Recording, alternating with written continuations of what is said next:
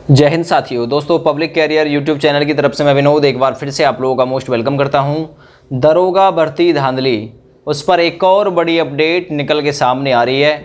Court में जो सुनवाई हुई है उसमें जवाब तलब हुआ है और उसकी जो रिपोर्ट है वो निकल के सामने आ रही है।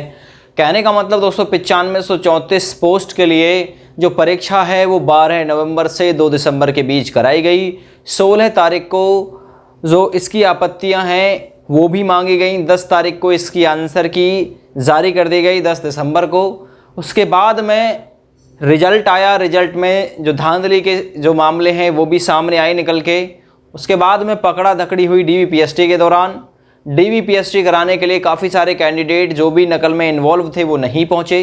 इसे लेकर बच्चे कोर्ट चले गए। कोर्ट में कई सारी जो याचिकाएँ हैं वो पड़ी हुई हैं। अलग अलग याचिकाओं पर अलग अलग तरीके से जो सुनवाई है वो हो रही है। इसी बीच एक और बड़ी अपडेट निकल के सामने आ रही है जिसे मैं आप लोगों को पीछे बैकग्राउंड में रनिंग भी दिखाऊंगा और आप लोगों को ये भी बताऊंगा कि उसमें क्या जो मामला है वो चल रहा है और कोर्ट ने क्या हिसाब से भर्ती बोर्ड को, एनएसआईडी को अपडेट किया है और एनएसआईडी को खबरदार किया है। ठीक है भैया, तो दरोगा भर्ती में धांधली पर जवाब तलब। देखिए, इलाहाबाद हाई कोर्ट ने दरोगा, प्लाटून कमांडर, पीएसी व अग्निशमन द्वितीय अधिकारी के पदों पर सीधी भर्ती 2020-21 के चयन में धांधली व अनियमितताओं के आरोप में दाखिल याचिका पर प्रदेश के आला पुलिस अधिकारियों, उत्तर प्रदेश पुलिस एवं पनौती बोर्ड के चेयरमैन व परीक्षा कराने वाले कार्यदायी संस्था national stock exchange of India limited को नोटिस जारी कर जवाब मांगा है। यह आदेश न्यायमूर्ति सौरभ श्याम शमशेरी ने तनु चौधरी व कई अन्य की याचिकाओं पर वरिष्ठ अधिवक्ता विजय गौतम एंड एडवोकेट अतिप्रिया गौतम को सुनकर दिया है। वरिष्ठ अधिवक्ता ने कोर्ट को बताया कि परीक्षा संपन्न कराने वाली कार्यदायी संस्था पहले से ही मध्य प्रदेश व उत्तराखंड राज्यों में ब्लैक लिस्टेड है। इसी संस्था ने वर्ष 2016-17 में दरोगा भर्ती की परीक्षा कराई थी उत्तर प्रदेश में और उस चयन में भी अनियमितता पाई गई थी। जांच के बाद संस्था पर लगे अनियमितताओं के आरोप सही पाए गए थे। अधिवक्ता द्वारा और अधिवक्ता का कहना है कि संस्था पर लगे गंभीर आरोपों के बावजूद राज्य सरकार ने उसे दरोगा भर्ती 2020-21 की परीक्षा संपन्न कराने का अनुबंध दे दिया। याचिका में इस मामले में उच्च स्तरीय जांच कराने की मांग की गई है।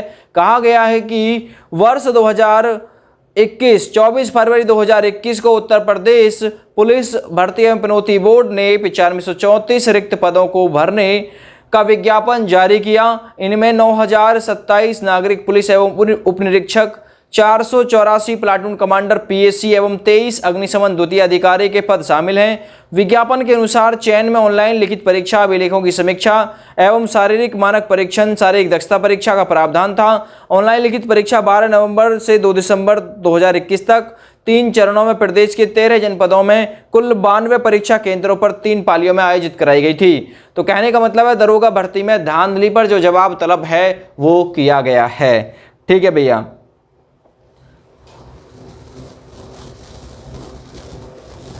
और इसी बीच एक और अपडेट इसी में सामने आ रही है। सॉल्वर गिरोह पर लगेगा गैंगस्टर। दरअसल में दोस्तों जो लेखपाल भर्ती का हाल ही में जो मामला सामने आया है उसमें जो भी लोग इन्वॉल्व थे उन पर गैंगस्टर एक्ट लगाने की सरकार की तैयारी है।